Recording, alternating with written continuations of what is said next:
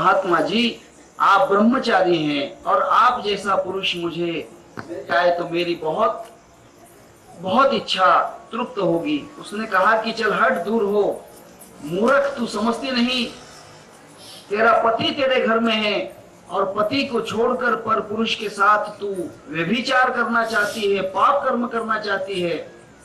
पति होते हुए पर पुरुष के साथ रहना नारी के लिए सबसे बड़ा नरक का द्वार है, पुरुष के लिए भी वही है। तब उसने कहा कि महात्मा जी क्या मेरा पति है तब तक? उसने कहा कि हाँ, तुम पत्नी हो उसकी, वो तुम्हारा पति है, जाओ आप अपने ही घर में रहो, सुख से जीवन का व्यवहार करो। उस स्त्री ने सोचा कि ये महात्मा कहीं मेरे पति से तो नहीं डर रहा। उसने एक छुरा लिया और छुरा लेकर, सोया हुआ पति था, पति सोया हुआ था, उसके सीने में वह छुरा डाल दिया और पति का खून कर दिया, पति का खून कर दिया। फिर से साधु के पास आई, टुंड नाम के साधु के पास, कि हे महाराज अब तो आपके रास्ते में कोई कांटा नहीं। उसने कहा कि मैं समझा नहीं तुम्हारी बात को, मेरे पति के कारण आप मुझे नहीं हाथ लगा रहे थे ना, देखो मैंने पति का खून कर दिया है, मैंने अपने पति को मार दिया है, अब आपको कोई नहीं परेशान करेगा, अब आपको कोई नहीं रोकेगा, आप मेरी इच्छा पूरी करो। उसने कहा हे मूर्ख स्त्री, हे पापीन, तू सोचती नहीं है,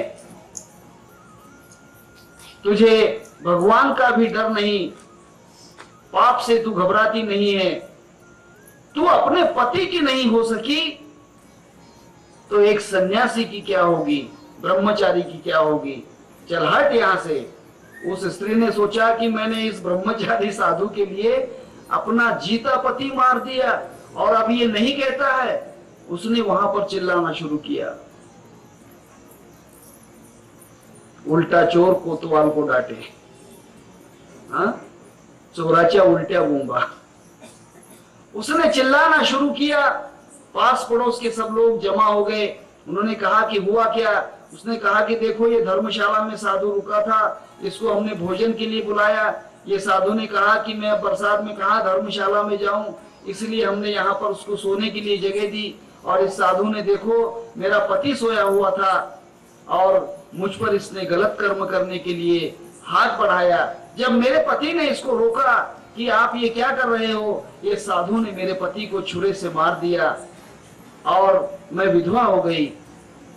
लोगों ने कहा क्यों रे बदमाश, तू ऐसे कर्म करता है, तू महात्मा बनने का स्वांग करता है और पर स्त्रियों के साथ व्यभिचार करता है, उनके पतियों का विनाश करता है। लोगों ने बहुत पीटा, बेचारा क्या बोले,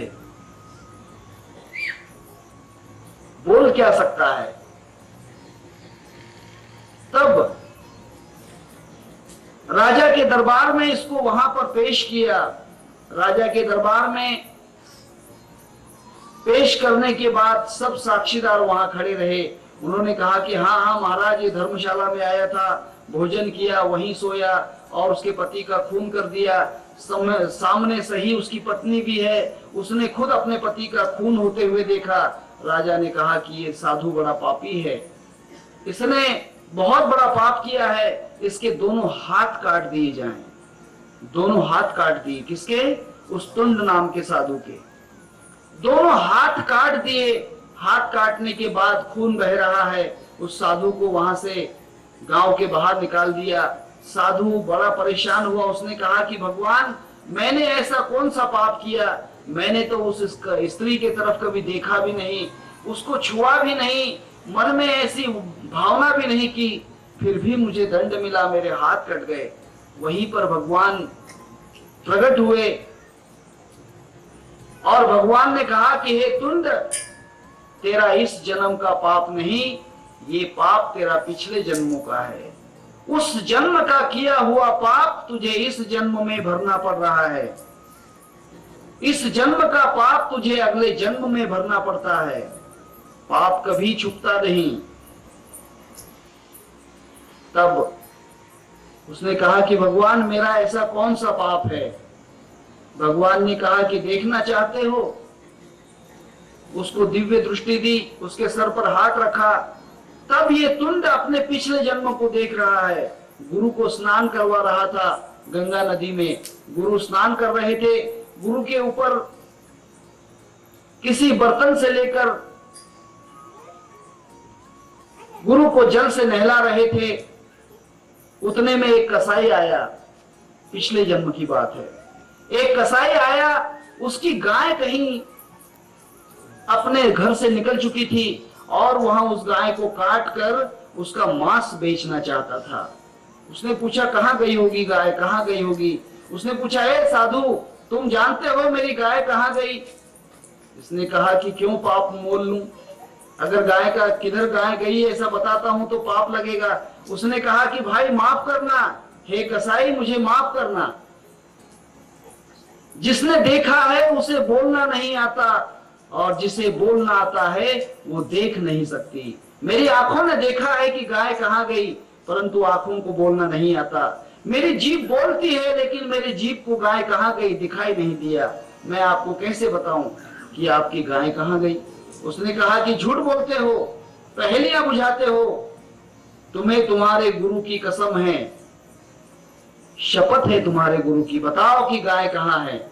उसने कहा कि मुंह से बोलूंगा तो पाप लगेगा। उसने हाथ में लोटा था पानी का गुरु को स्नान के लिए, ऐसा हाथ कर दिया कि इस तरफ गाय गई है। कसाई वहां गया, गाय को पकड़ी, काट कर उसका मांस बेच दिया। दृष्टांत खत्म हुआ। तुंड फिर से होश में आ गया। उसने कहा कि भगवान इसका क्या मतलब है? हे तुंड, तू नहीं जानता, पिछले जन्म में जो गाय थी वो यही स्त्री थी जिसने अपने पति का वध किया है। पिछले जन्म में जो कसाई था वही स्त्री का पति है जिसका इस स्त्री ने छुरे से खून कर दिया। और पिछले जन्म में तू गुरु का भक्त था, तूने गाय की तरफ हाथ बढ़ाकर उसको उसका रास्ता दिखाया, इसलिए हाथों से पाप के कर्म हुए, इसलिए इस जन्म में तेरे दोनों हाथ कट गए। पिछले जन्म में तूने जो पाप किया वो तुझे इस जन्म में भोगना है। पिछले जन्म में कसाई ने गाय का सिर काटा था, उसको मार दिया था, आज गाय ने उस कसाई को मार दिया है। इसीलिए पाप कर्म नहीं छूटते। और ये हमारे इंद्रियों से, हमारे कानों से, हाथों से, जीभ से, जनन इंद्रियों से, पैरों से, वाचा से, मन से, बुद्धि से, चित्त से कोई भी पाप का कर्म न हो। इसीलिए हे भगवान हमें उस ग्रंथ का ज्ञान करवा दो।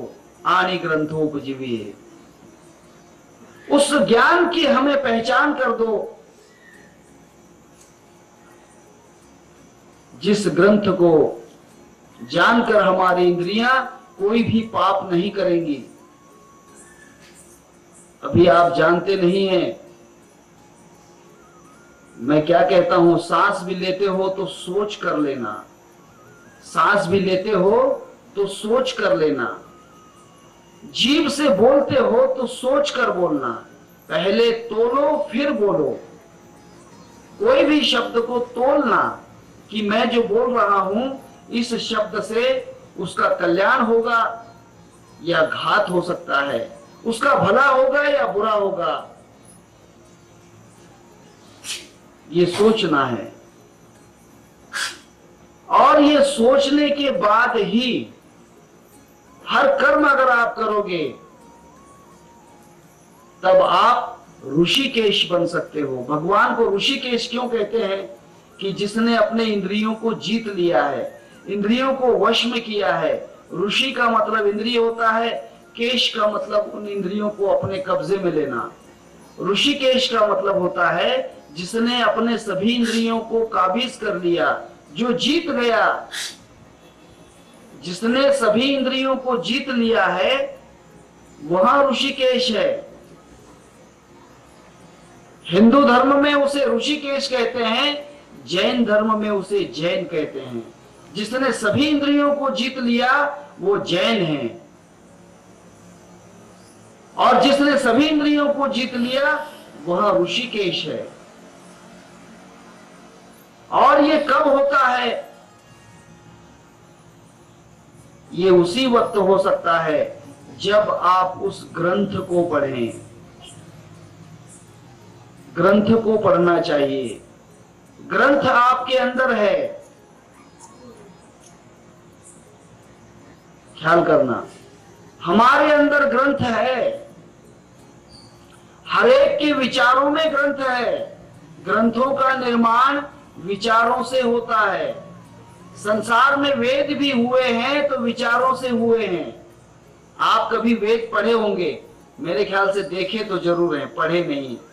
परंतु कोई भी वेद की कोई भी ऋचा, कोई भी मंडल जो प्रकट हुई है, उसके पहले उस ऋषि का नाम दिया जाता है। अंगिरा ऋषि, पुलस्त्य ऋषि, वशिष्ठ ऋषि, जमदग्नि ऋषि, उस ऋषि का नाम दिया जाता है। उसके बाद उस वेद का जो ये होता है, ऋचा होती है, मंडल होती है, सूक्त होती है, उसका छंद दिया जाता है। 7 छंद हैं वेदों के अंदर।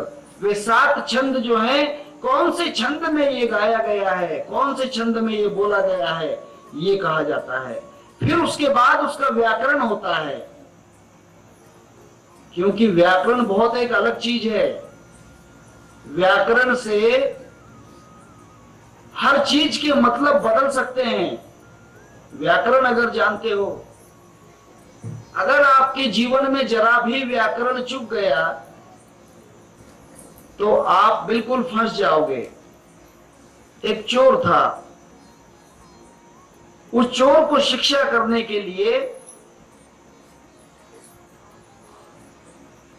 उसका जो ऑफिसर था, पुलिस का ऑफिसर, पुलिस ने उस ऑफिसर को एक चिट्ठी दी लिखकर। चिट्ठी में लिखा था चोराला सोडू नये, अर्थात चोर को छोड़ना नहीं। मराठी में लिखा था चोराला सोडू नये, लेकिन व्याकरण चूक गया। उधर का ना सोडू शब्द में लग गया और ये जो था उससे अलग हो गया, व्याकरण बदल गया। और व्याकरण बदलने से चोराला सोडू नये, अर्थात चोर को छोड़कर आओ। पुलिस ने पढ़ा कि अरे कमाल है, साहब ने तो इतने बड़े गुनहगार को कहा कि छोड़कर आ जाओ। उसने वो चिट्ठी ली, पुलिस ने कहा चोर को कि भाई तुम जाओ, तुम्हें छोड़ दिया।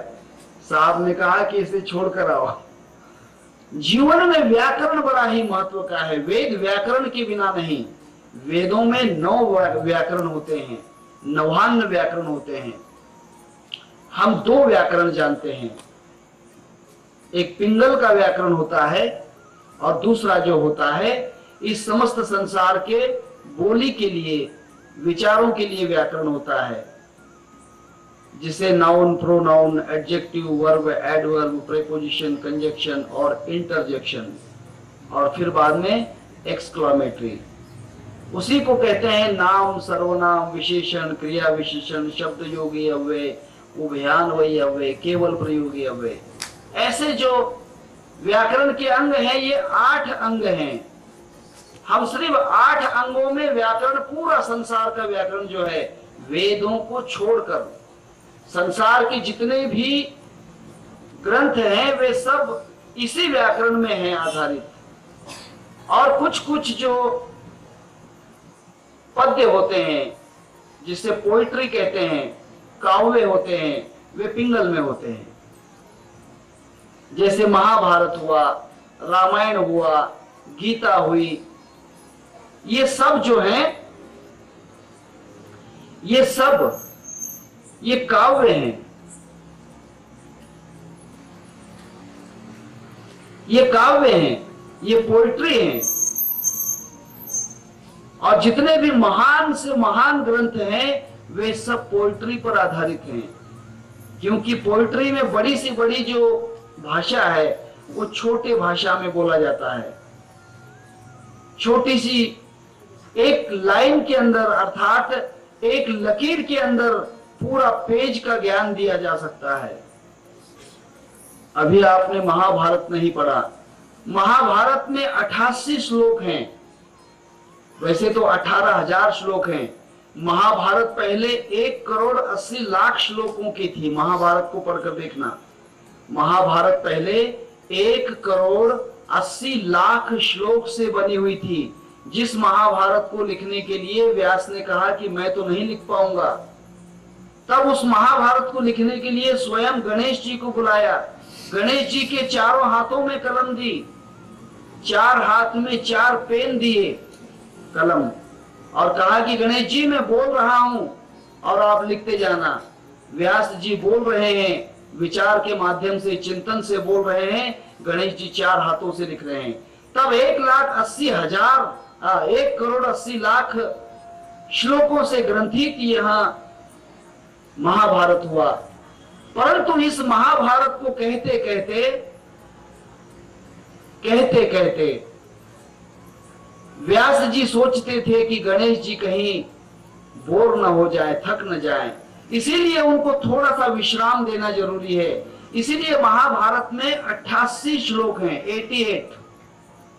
वे उनके कूट श्लोक होते हैं। महाभारत में कूट श्लोक हैं, जिन श्लोकों का अर्थ सिर्फ एक व्यास जानता है या फिर शुक्राचार्य जानते हैं। गणपति को भी वे श्लोक नहीं समझते थे। गणपति ने कहा कि हे व्यास जी, मैं लिख तो रहा हूं, परंतु लिखना वही चाहिए जो समझ जाए, जो नहीं समझा वह नहीं लिखना चाहिए। जो नहीं समझता वह नहीं लिखना चाहिए। चंद्रहास नाम के एक राजा थे, राजा चंद्रहास, उनका एक पुत्र था, सुचारु नाम का पुत्र था। उस पुत्र के लिए किसी से कहीं पर कन्या का वर मिल जाए, अर्थात वधू मिल जाए, इसलिए पंत प्रधान, उसके जो प्रधान थे, प्रधानमंत्री को कहा कि कहीं से अच्छी सुशील जो अच्छी कन्या हो, वो कन्या मेरे पुत्र के लिए आप देखना। गांव गांव देश देश जाकर उस सुचारु नाम के पुत्र के लिए, राजा चंद्रहास का जो पुत्र था, उसके लिए कन्या का वहां पर योजना करना थी। देश देश घूमने के बाद एक कन्या बड़ी सुंदर थी, भाविक थी, सुलक्षणा थी, सभी कलाओं में पूर्ण थी, विद्वान थी। और वहां पर यह हुआ कि उस कन्या से विवाह करने का प्रस्ताव रखा गया। कन्या दूसरे से प्रेम करती थी। कन्या जो है दूसरों से प्रेम करती थी, दूसरा उसका प्रेमी था। वहां चंद्रहास के पुत्र सुचारु से प्रेम नहीं कर रही थी, विवाह नहीं करना चाहती थी। तब उसने अपनी जो माता पिता है, माता पिता को एक पत्र लिखाया, अपने हाथ से नहीं लिखा। कहते हैं कि गम भरे पत्र खुद नहीं लिखना चाहिए। हाँ, इसीलिए बहुत से लोग ऐसे हैं, प्रेम पत्र भी खुद नहीं लिखते, दूसरों से लिखवाते हैं। हैंडराइटिंग में पकड़े जाओगे ना, हाँ, मैन्युस्क्रिप्ट में पकड़ा जाता है। तब यह जो कन्या थी, राजकुमारी थी, इसने उसके सहेली से पत्र लिखाया। सहेली थोड़ी बुद्धू थी। इस कन्या का नाम था, राजकुमारी का नाम था विषया।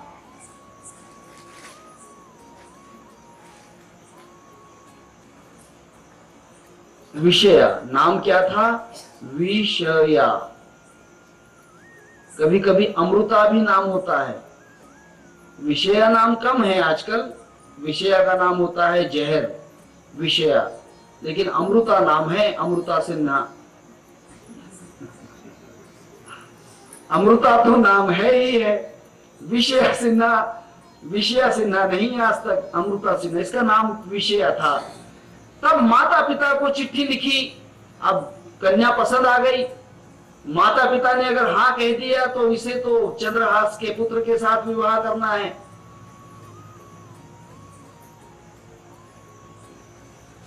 तब चिट्ठी लिखवाई।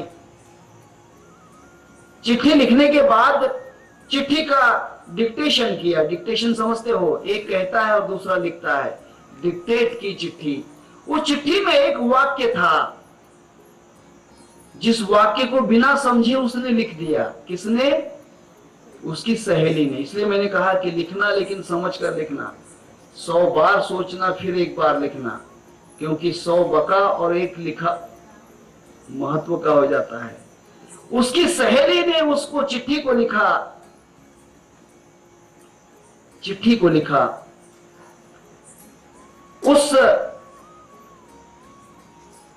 विषया नाम की कन्या ने लिखा था माता पिता को कि यहां पर जो सुचारू आएगा मेरा हाथ मांगने के लिए, उसको जहर दे देना। विष या सुचारूला द्यावे। विष या मतलब विष शब्द अलग था, या शब्द अलग था। विष या सुचारूला द्यावे, इस सुचारू को जहर दे देना, ऐसा लिखने के लिए कहा था। तब सहेली ने विचार किया कि मेरी सहेली कहीं चूक रही है। पहले लिख दिया उसने विष या सुचारूला द्यावे, अर्थात जहर इस सुचारू को दे देना, पहले लिख दिया। फिर लिखने के बाद में फाइनल करते हैं, लिखने के बाद में उसको फिर से जैसे हम रिराइट करते हैं वैसा रीरीड करना चाहिए, फिर से पढ़ना चाहिए। उसने पढ़ा फिर से, उसने कहा कि नहीं, शायद मेरी जो मैत्रिण है, मेरी जो सहेली है, यह बोलने में चूक गई होगी। विषया सुचारूला द्यावे, विषया का मतलब ये जो विषया नाम की मेरी सहेली है, ये सुचारू को दे देना, ऐसा लिखवाना चाहती होगी, लेकिन गलती से विष या सुचारूला द्यावे ऐसा लिख दिया होगा। उसने क्या किया, आंखों से काजल निकाला और उस काजल से वहां जो विष और या के बीच में जो डिस्टेंस था, अंतर था, गैप था, स्पेस था, उसके बीच में आड़ी लकीर कर दी। तुम्हें मालूम है, 2 अक्षर जोड़ने के लिए अगर आड़ी लकीर कर दी तो 2 अक्षर जुड़े हुए अर्थ होता है, पता है। जब लिखने वाला होता है, जब उस तरफ जगह नहीं रहती है लिखने के लिए पेज में, तो वहां पर आड़ी लकीर कर देते हैं और यहां से लिखना शुरू करते हैं, ताकि उस आधे शब्द का मतलब इस आधे शब्द से मिल जाए। उसने विष और या के बीच में आड़ी लकीर कर दी। ये चिट्ठी विषया के माता पिता को मिली। सुचारू वहां पर कन्या को देखने के लिए आया, उन्होंने बड़ा आदर आतिथ्य किया और विषया का विवाह सुचारू के साथ कर दिया। गणेश जी कहता है कि मैं ऐसे नहीं लिखूंगा, मैं पहले सोचूंगा फिर लिखूंगा, पहले सोचूंगा फिर लिखूंगा। तब गणेश जी 88 बार सोचने के लिए बैठे। उन्हें कूट श्लोक कहते हैं, महाभारत पढ़ के देखना, हर कूट श्लोक के नीचे अंडरलाइन है कि यहां पर गणेश जी रुके हैं।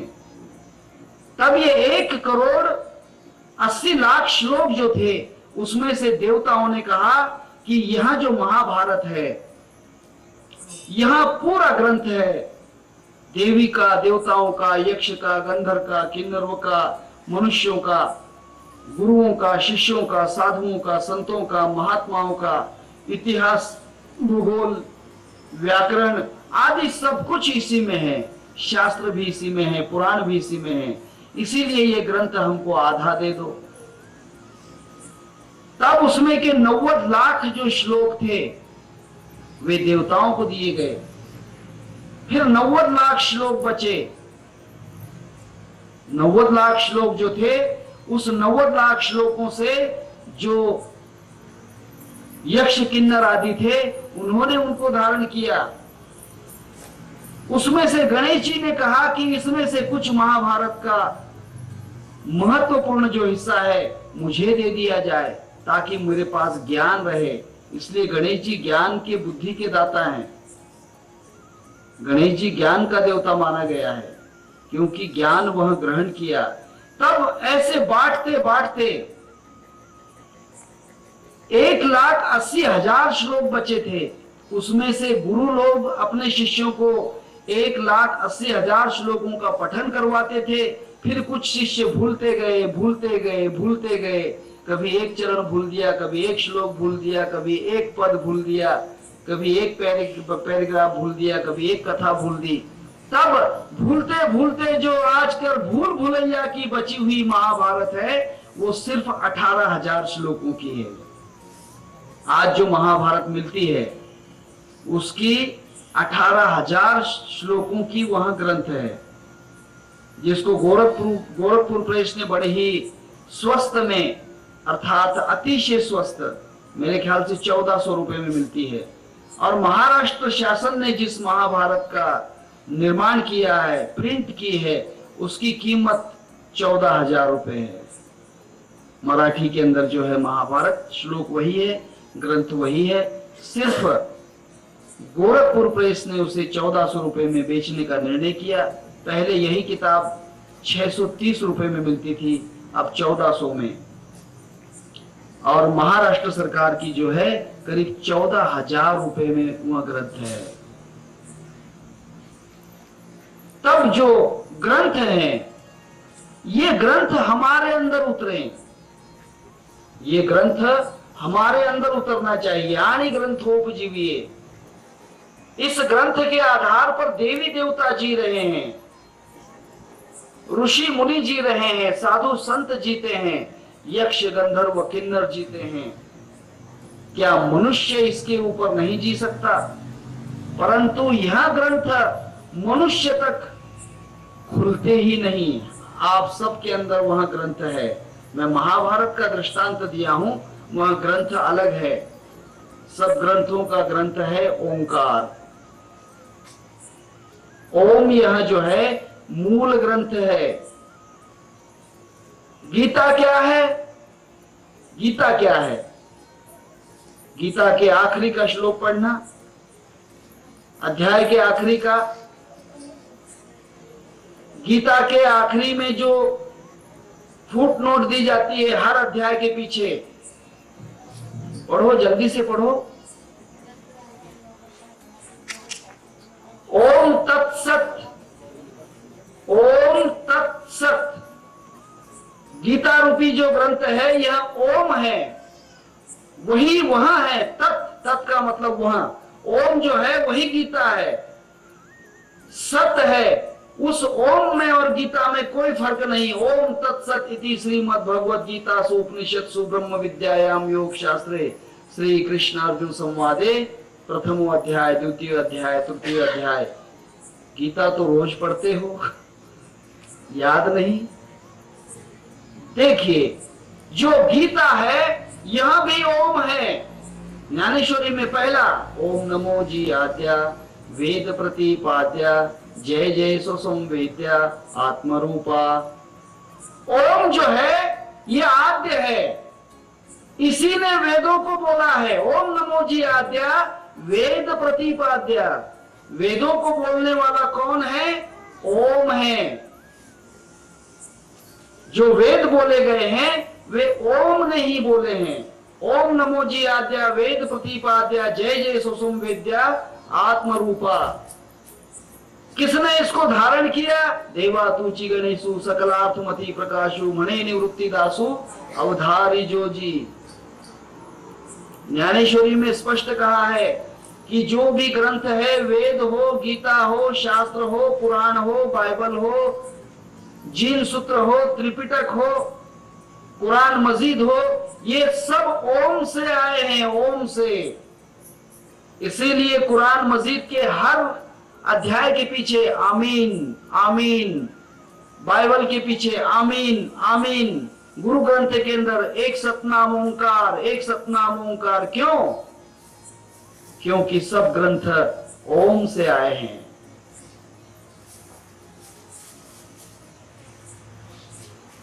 सब शून्य यह तम रूप था, कुछ भी न आकार था। एक शक्ति थी पार ब्रह्म की और कुछ न वारा पार था। सो ही आद में एक नाद था, वही रूप ओंकार था। प्रगटे जिससे 7 स्वर, सारे गम बदनी सा।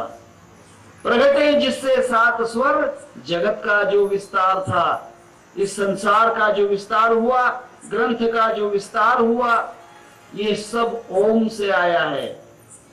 इसीलिए ओम जो है, ओम तत्सत, ओम ही ग्रंथ है। वह ग्रंथ आपके अंदर है। इसीलिए संत ज्ञानेश्वर महाराज भगवान से प्रार्थना करते हैं कि हे भगवान, ये जितने भी जीव हैं ये ग्रंथ के ऊपर जीवित हो जाएं, इनके अंदर ग्रंथ जीवित हो जाए, इनमें सोया हुआ ग्रंथ जाग जाए, इनमें का अदृश्य ग्रंथ प्रकट हो जाए। इसके आगे आएगा आनि ग्रंथोपजीविये विशेषी लोकीये दृष्टादृष्ट विजय हो आवे जी। दृष्टादृष्ट विजय का मतलब उस ओम को आप देख लो, उस ग्रंथ को आप देख लो, उस ग्रंथ को आप खोलो, उस ग्रंथ को आप पढ़ो, उस ग्रंथ को आप सुनो। आनि ग्रंथोपजीविये, वह ओम आपके अंदर है। अभी मैं ज्यादा विस्तार नहीं करूंगा। हर मनुष्य के अंदर ओम जो है 5 हिस्सों में बटा हुआ है। 5 ओम है। एक प्राकृतिक ओम है, एक आकृतिक ओम है, एक व्याहुति ओम है, एक सहुति ओम है और एक अनुभूति ओम है। ये 5 ओम है। मेरे पास ग्रंथ है, मैं आपको बता दूंगा, अगर आप चाहो तो। वो ओम अलग अलग टाइप के हैं। 5 प्रकार के ओम हैं इस शरीर के अंदर। इसमें से जो अनुभूति ओम है, प्राकृतिक ओम जो है ये शरीर है, पिंड है। आकृतिक ओम जो है मनुष्य है, घोड़ा है, हाथी है, चींटी है, पक्षी है, पेड़ है, पौधा है। ये आकृतिक ओम है। ये तुलसी का जो पेड़ दिखता है ये ओम का आकार है। और जो तुलसी जिससे बनी है वो प्राकृतिक उसका ओम है। इसके अंदर व्याहुति ओम है जो इसको जिंदा रख रहा है। आपके शरीर को जिंदा रखने वाला व्याहुति ओम है। और इस शरीर के अंदर रहते हुए इस शरीर को सब जो ज्ञान प्रदान करता है वह संहुतिक ओम है। और इन सब ओम के अंदर जिस ओम की ध्वनि हमें सुनाई देती है, कोई सुनता है गुरु ज्ञानी, गगन में आवाज हो रही झीनी। कोई सुनता है गुरु ज्ञानी, गगन में आवाज हो रही झीनी। किसी किसी को सुनाई आ जाएगा, सबको सुनाई आ सकता है, सबको ही सुन सकते हैं। वो तो कहता है कि मैं तो तेरे अंदर हूं, तू मुझे देख ले, मैं तो तुझे देख रहा हूं। मैंने तुझे चुन लिया, तू भी मुझे चुन। सुन साहिबा सुन। वो जो धुन है बड़ी आनंद की है, बड़ी प्यार की धुन है। सुन साहिबा सुन, प्यार की धुन। नहीं मालूम? अध्यात्म है ये। आप उसमें फालतू प्रोग्राम में मत जाना, उसके अंदर अध्यात्म है। उसमें कहा गया है कि सुन, जो प्यार की धुन आपके अंदर है, ओंकार की धुन है, वो ओंकार की धुन सुन। उस ओम ने तुमको चुन लिया है, तू भी ओम को चुन। मैंने तुझे चुन लिया, तू भी मुझे चुन। है ना? लेकिन हम अलग अर्थ समझते हैं, हम अलग अर्थ समझते हैं। हमारा मतलब कुछ और हो जाता है। हमारे जो मतलब में है हम दूसरे विचारों में बह जाते हैं। दूसरे विचार छोड़ देना चाहिए। हर चीज में, हर बात में अध्यात्म को ढूंढो। आपकी बुद्धि अध्यात्ममय हो जाना चाहिए। जैसे एक ज्योतिषकार किसी भी प्रकार की बीमारी, कोई भी परेशानी लाओ तो वो 9 ग्रह को ही ढूंढता है। वो कहता है कि शनि का चक्कर है, 8वां गुरु है, 12वां गुरु है, मंगल वक्र है, शनि मर गया है। ये सब बीमारियां। अभी बुध और राहु सामने आमने हैं, केतु का मारा हो रहा है। सूर्य जो है तो मंद हो गया है और रवि की दृष्टि जो है मंद होने के कारण वह आपका काम नहीं कर रही है। गुरु भी नीचे के स्थान पर है, ऊपर के स्थान पर तो सोम था, परंतु बीच में क्या करें, अभी शनि की वक्रता है। 12 साल में अच्छे हो जाएंगे, पूजा पाठ कर दूंगा तो ठीक हो जाएगा। जैसे वह 9 ग्रह ही ढूंढता है। किसी पहलवान के पास बीमारी लेकर जाओगे तो वो कहेगा अरे खाओ पियो कसरत करो अच्छा बन जाओगे, कोई बीमारी नहीं है, दंड बैठक मारो और पहलवान बन जाओगे। डॉक्टर के पास जाओगे तो डॉक्टर कहेगा हाँ कुछ तो भी है, बीमारी है, समझती तो नहीं है, समझती नहीं। मुश्किल है समझना, बीमारी समझना बड़ी मुश्किल बात है। जजमेंट नहीं होता।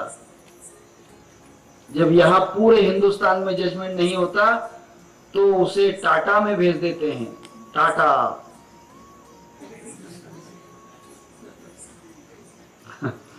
टाटा में भेज देते हैं। कभी कभी नानावटी में भेज देते हैं। नानावटी हॉस्पिटल बॉम्बे का, मालूम है ना? ये बात है। आखिरी रास्ता होता है। उसके बाद फिर विलायत में, अमेरिका में, परदेश में भेजते हैं ताकि लौट कर नहीं आए बेचारा। आते आते समंदर में डूब जाए, कोई लेना नहीं है। डूब के मर जाओ, कोई गम नहीं। ये बातें हैं। तब संसार में जो जिसके पास जाता है वहां उसकी ही विधि बतलाता है। परंतु ऐसा एक ग्रंथ है जो ग्रंथ आपको अपना खुद का ज्ञान देगा। अगर आप उसके ऊपर आधारित हो गए तो, उस ग्रंथ को अगर सुन लिया तो, उस ग्रंथ को अगर देख लिया तो, उस ग्रंथ को अगर जान लिया तो, आप सबके अंदर ओम है। थोड़े दिन की साधना है, करके देखो, ओंकार आपके अंदर प्रकट हो जाएगा। आप मुंह से कुछ बोलेंगे नहीं, फिर भी ओम की ध्वनि आपके अंदर चलती ही रहेगी।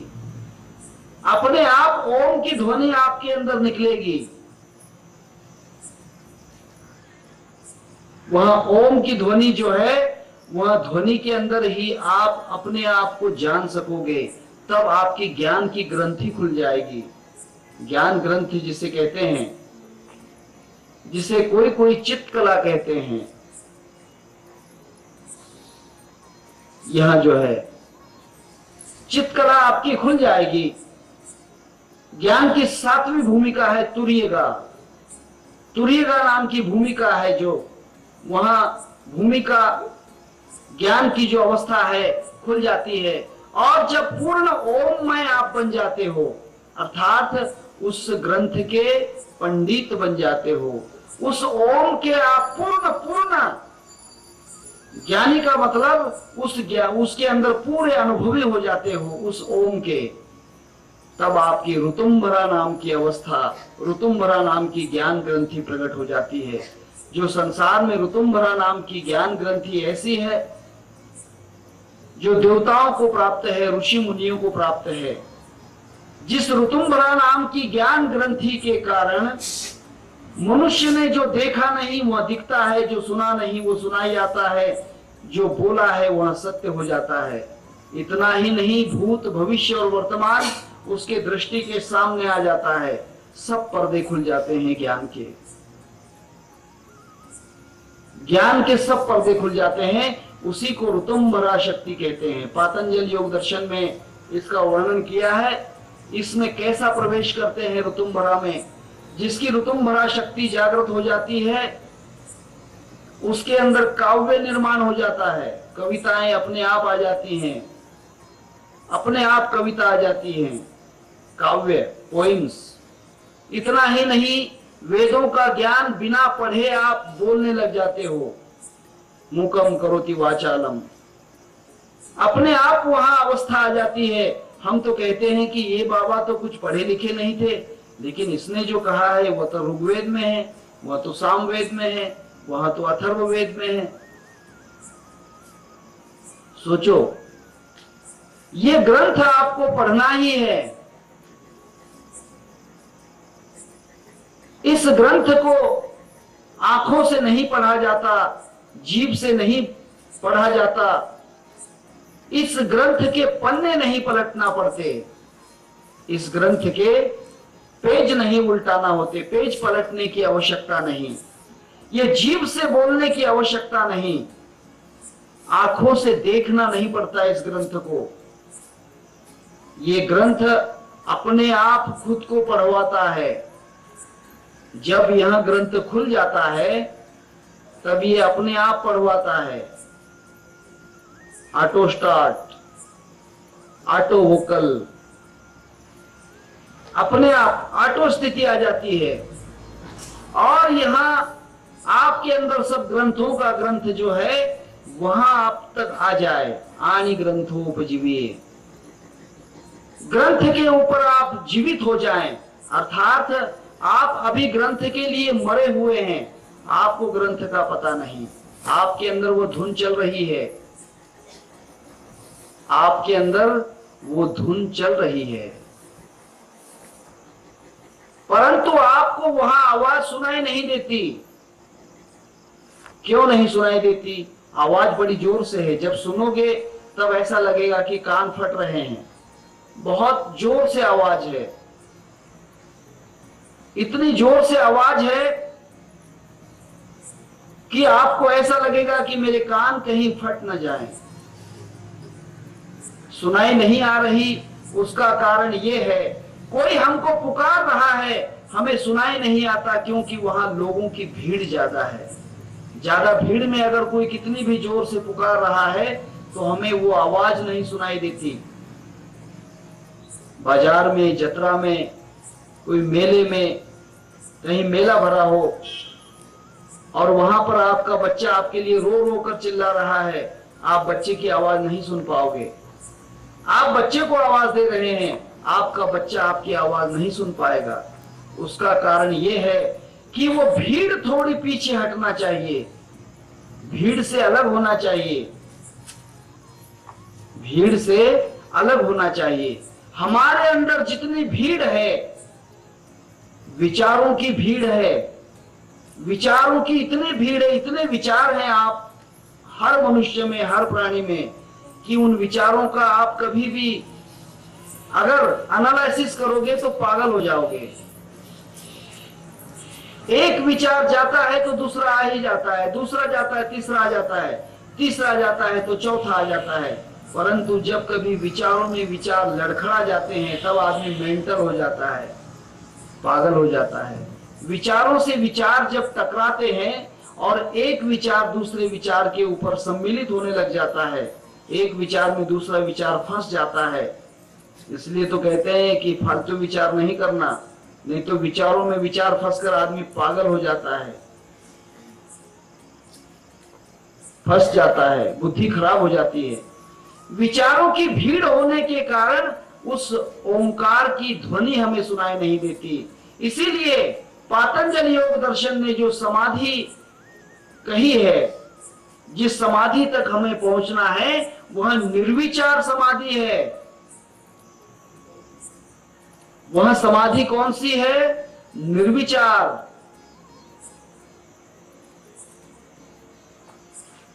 उसी को निर्बीज समाधि कहते हैं।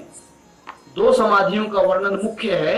वैसे तो पातंजल दर्शन में करीब 16 मुख्य समाधियां बतलाई हैं, जिसमें धर्ममेघ नाम की जो समाधि है वह समाधि, उसके बाद फिर निर्विचार समाधि अर्थात निर्विष समाधि, फिर निर्विकल्प समाधि, मेरे विचार खत्म हो गए, ये कल्पना भी नहीं रहती, उसे निर्विकल्प समाधि कहते हैं। और जब निर्विकल्प समाधि से आदमी सहज समाधि में प्रवेश करता है तब उसके बाद वह संजीवन अवस्था में चला जाता है। उसी को संजीवन समाधि कहते हैं। ज्ञान देवा प्रमाण, निवृत्ति देवी ज्ञान, समाधि संजीवन हरिपाठ। इस समाधि तक कैसे पहुंचते हैं? विचारों को शांत करो, विचारों को पीछे खींचो। विचार पीछे खींचने से विचार बढ़ते हैं। एक बात ख्याल करना, जिस चीज को आप हटाओगे वो चीज बढ़ती चली जाएगी।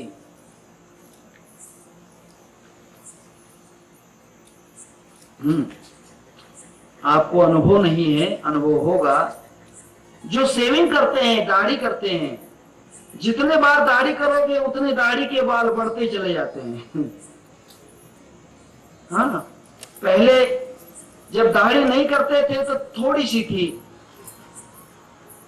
इतनी सी मुसलमानी, उसमें भी आनाकानी, छोटी छोटी दाढ़ी थी, बस छोटी सी दाढ़ी थी।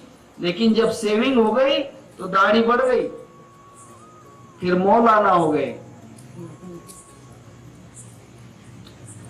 ये बात है। जो चीज को हम बार बार हटाते हैं वो चीज ज्यादा बढ़ती है। तब विचारों को हटाने के लिए क्या करना है? विचारों को हटाने के लिए क्या करना है? क्या विचार करना है? नहीं, विचार नहीं करना है। ठाईच बैसुनी करा एक चित्त, कुछ भी विचार नहीं करना है। विचारातीत होना है, विचारों के परे निकलना है। उस विचार के परे निकलने के लिए क्या साधन है?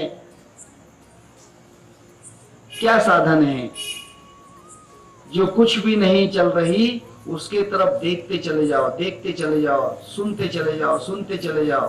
बोलो कुछ भी नहीं, सुरती सुमरण लगाए के मुख से कछू न बोल, सिर्फ सुरता लगाना है। मारी सुरता चढ़ी रे आसमान, गुरुजी अब तो खुल गए 10 वो द्वार। जब सुरता के अंदर प्रवेश कर जाते हो, सिर्फ देखने में और कुछ नहीं, सिर्फ देखना है। पहा पहा डोळे भरी, पहा पहा डोळे भरी, मूर्ति सावळी गोजिरी, मूर्ति सावळी गोजिरी। बस आंखें बंद करके उसकी तरफ देखना है, बोलना कुछ नहीं, कुछ भी नहीं बोलना है। और जो बोल रहा है उसके तरफ देखते रहो, सुनते रहो कि क्या बोल रहा है। सांस में बोल रहा है, सांस में एक आवाज चल रही है, एक सांस में धुन चल रही है। वो धुन आप नहीं बोलना, उसे सिर्फ देखते चले जाओ कि धुन चल रही है। धीरे धीरे धीरे जिसको हम एक जैसा देखते हैं वो चीज हट जाती है।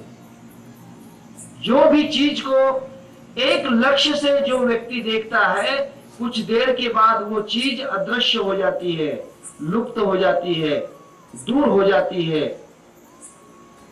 जैसे एक कागज के ऊपर, सफेद कागज के ऊपर 2 बाय 2 फुट का कागज, उसके ऊपर बीच में काला बिंदु बना दीजिए, काली बिंदिया, और उस बिंदिया की तरफ एक जैसा देखिए। कुछ देर के बाद में उस बिंदिया के चारों तरफ प्रकाश घूमता दिखाई देगा। उसके बाद वहां जो बिंदु बनाया हुआ है वो बिंदु दिखेगा नहीं, नष्ट हो जाएगा। समझ लेना कि विचार समाप्त। पहले विचार कर रहे थे कि वहां पर काला बिंदु है, अब काला बिंदु दिखाई नहीं देता, इसका मतलब विचार सो गए, विचार पीछे हट गए। जब तक विचार है तब तक दिखेगा। एक आईना ले लो सामने, उस आईने में अपना ही चेहरा देखो, बस देखते रहना है, बोलना कुछ नहीं है, देखते ही रहना है। देखते देखते उसमें से जो प्रतिबिंब है, जो हमारा चेहरा है, वो दिखेगा नहीं। समझ लेना कि विचार समाप्त हो रहे हैं। ऐसे ही आंखें बंद करके सांस की आवाज को जब सुनोगे, तब कुछ देर के बाद आपको वो सांस ऐसा लगेगा कि सांस बंद हो गई। कोई साधक कहते हैं कि बाबा जी मुझे बहुत डर लगता, ऐसा लगता है कि मैं अब मर जाऊंगा, अब मर जाऊंगा। हाँ, विचार बंद हो रहे हैं, आप निर्बीज में जा रहे हैं, निर्विकल्प अवस्था में पहुंच रहे हैं। निर्विचार समाधि की तरफ आपका कदम है, निर्विचार समाधि की तरफ आपका कदम है। उस अवस्था में जितना देर ज्यादा रुकोगे, उतना आप उस ग्रंथ को खोल पाओगे। अगर कोई उस ध्वनि को सुनते सुनते वो ध्वनि सुनाई नहीं देती, गायब हो जाती है, ऐसा लगता है कि अब सांस गई, अब मैं बचता नहीं, अब मैं मर जाऊंगा, उसी वक्त अपने अंदर से आवाज शुरू हो जाती है। अपने अंदर आवाज शुरू हो जाती है, और वहां जो आवाज है वहां ओंकार है, वही ओम की ध्वनि है, वही मूल ग्रंथ है। ओम नमो जी आद्या वेद प्रतिपाद्या। जिसने वेदों का पठन किया है, वेद जिसने बोले हैं, वही ओम है। और वही ग्रंथ आपको प्राप्त हो, वही ग्रंथ आपका खुल जाए। ये जो प्राणी है, किसी भी चीज के भरोसे जी रहे हैं। कोई भी चीज के हम सोचते हैं कि हवा मुझे जिंदा रखती है, पानी मुझे जिंदा रखता है, भोजन मुझे जिंदा रखता है, ये मुझे जिंदा रखता है, वो मुझे जिंदा रखता है। ज्ञानेश्वर महाराज को कौन जिंदा रखता है? जो 750 वर्षों से जमीन में बैठे हुए हैं। कौन जिंदा रखता है? उसे मालूम है, उसका ग्रंथ खुल गया, उसका ग्रंथ खुल गया कि नहीं, मुझे जिंदा रखने वाले कोई नहीं। ग्रंथ उसे मालूम हो गया। उसके अंदर की जो अवस्था है, ऋतुम्भरा अवस्था जाग गई कि मैं बिना हवा के भी जी सकता हूं, मैं बिना पानी से भी जी सकता हूं, बिना भोजन के भी जी सकता हूं, बिना शरीर के भी जी सकता हूं। हम तो अमर मरे नहीं कबहू, हम तो अमर मरे नहीं कबहू, खड़ग विज्ञान चलाऊं साधो, सत्य समरथ कहलाऊं। हम तो अमर मरे नहीं कबहू, अब नहीं मर सकते। जब तक शरीर पे भरोसा था तब तक मरने का डर था, नाव में बैठा था तब तक डूबने का डर था। अब खुद छलांग लगा दिए, अब नहीं डूबता, अब तैरना आ गया, अब तो तैरना आ गया। हम तो अमर मरे नहीं कबहू, खड़ग विज्ञान चलाऊं साधो, सत समरथ स्वयं कहलाऊं। सत समर्थ हो गया, अब कोई चिंता नहीं, कोई डर नहीं। हाँ, जो डर से दुनिया डरत है वो डर हमें नहीं। अब हमें कोई डर नहीं, वो डर अब मुझसे डरने लग गया, वो डर हमसे डरता है। काळ दात करकरा खाए, आम्ही काळाच्या माथा दिला पाए। यम जो है, मृत्यु जो है, वो हमारे ऊपर पहले दांत खाती थी, कहती थी कि अब तुझे मार दूंगी, छोड़ूंगी नहीं। अब तो हम उसके छाती पर पांव देकर खड़े हैं, उसके ऊपर हम बैठे हैं। अब वो हमारा कुछ नहीं कर सकती। अगर वहां ग्रंथ खुल जाए तो आपको साधना क्या करना है? बस कुछ भी नहीं, बैठ जाओ और सांस के अंदर जो आवाज चल रही है उस सांस को धीरे धीरे सुनो, बोलो मत। सुरती सुमरण लगाए के, उस सुरती लगाओ, सुरती का मतलब अपनी दृष्टि लगाओ और सुमरण करो उसका, अर्थात उस आवाज को बार बार सुनो। सुरती सुमरण लगाए के, मुख से कछु न बोल, कुछ भी नहीं बोलना है, कुछ भी बाहर बोलना नहीं है आपको, अपने मन से कुछ भी नहीं बोलना है, सिर्फ सुनना है। और जब सुनते जाओगे सुनते जाओगे, मैंने आपको कहा ना कि जैसे आईने में प्रतिबिंब एक जैसा देखते हैं तो प्रतिबिंब गायब हो जाता है, उस काले बिंदु की तरफ एक जैसा देखते हैं तो बिंदु गायब हो जाता है। उसी तरह से जब हम आवाज को एक जैसा सुन लेते हैं, सुनते ही रहते हैं, सुनते ही रहते हैं, तब वह आवाज लुप्त हो जाती है। जहां पर आवाज खत्म हुई, समझो कि संसार का जो, जिसे हम कहते हैं बवंडर, संसार का जितना भी आवाज है, जिसे मराठी में गोंधळ कहते हैं, संसार की जितनी गड़बड़ है वो गड़बड़ दूर चली गई। और वहां गड़बड़ दूर जाने से अब मुझे जो पुकार रहा है मैं उसकी आवाज सुन रहा हूं।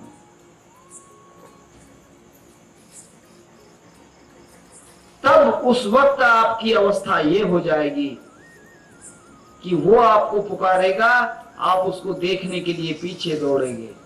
जब वो आवाज देगा अंदर से, आवाज तो आ रही है, आपको मालूम नहीं, चांद पर जब कॉलिंस, आर्मस्ट्रांग और नीलॉन्स गए तब वहां पर इन तीनों की आवाज एक दूसरे को सुनाई नहीं आती थी, परंतु ये साथ में ऐसे यंत्र लेकर गए थे। आपको मालूम नहीं है चांद का इतिहास। अमेरिका ने जब उनको भेजा तब उनके साथ में ऐसे कुछ टेप भेजे हुए थे कि जिनका स्पंदन, जिनका आवाज पृथ्वी पर रिकॉर्ड किया गया। उस वक्त किसी के चिल्लाने की आवाज, हंसने की आवाज, दौड़ने की आवाज, ये चांद पर रिकॉर्ड की गई, अर्थात पृथ्वी के कंप्यूटर पर। जबकि कॉलिंस आर्मस्ट्रॉन्ग और नीलॉन, ये तीनों कहते हैं कि हमको किसी की आवाज सुनाई नहीं आई, हमको हमारी आवाज भी सुनाई नहीं आती थी। इन्होंने कहा कि वहां पर सेंसिटिव जो रिकॉर्ड है, उस रिकॉर्ड में हमने वहां पर किसी के बोलने की, चिल्लाने की, लेकिन वो लैंग्वेज कौन सी है, भाषा कौन सी है, वही हमें आज तक नहीं समझ आ रही। इसीलिए चांद पर बार बार जाया जा रहा है। क्या वहां पर लोग बस्ती है, क्या वहां पर कोई रहते हैं? ऐसे कोई अदृश्य शक्तियां हैं जिसका आवाज आता है लेकिन दिखाई नहीं देते, जिसका आवाज आता है लेकिन दिखाई नहीं देते। ऐसी वो शक्ति है ओंकार, जिसका आवाज आएगा लेकिन दिखेगा नहीं। उस वक्त तुम्हारे अंदर एक अलग चेतना जागृत हो जाएगी, तब आप खोजी हो जाओगे। खोजी खोज लगाया, तब आप उस आवाज की तरफ बढ़ते चले जाओगे। तुम छुपे हो कहां, मैं तड़पता यहाँ। हाँ, तब आप उस ओम की आवाज को ढूंढते ढूंढते ढूंढते उस ओंकार को पा जाओगे। जब उस ओंकार को पा गए, समझ लेना कि ग्रंथ पूरा हो गया, पूरा ग्रंथ हो गया, पूरा ग्रंथ खुल गया। और उस वक्त आप जो हैं, उस ग्रंथ पे खुलने के बाद उस ग्रंथ के ऊपर ही जिएंगे। अर्थात उस ग्रंथ पे जीने वाला कभी मरता नहीं। उस ग्रंथ के ऊपर जो एक बार स्थिर हो गया, फिर उसका विनाश नहीं, उसका विनाश ही नहीं है। आनी ग्रंथोपजीविये, ज्ञानेश्वर महाराज कहते हैं कि उनको उस ग्रंथ के ऊपर जिंदा कर दो। आनी ग्रंथोपजीविये, किसको? विशेषी लोग की, ये विशेष करके इस दुनिया के लोगों को, देवताओं को नहीं, इस मनुष्य जात को उस ग्रंथ के ऊपर जीवित कर दो। जबकि ये बार बार मर रहे हैं, बार बार इनका जन्म होता है। पुनरपि जननम पुनरपि मरणम पुनरपि जठर जननी शयनम, बार बार इनका जन्म और मरण होता है।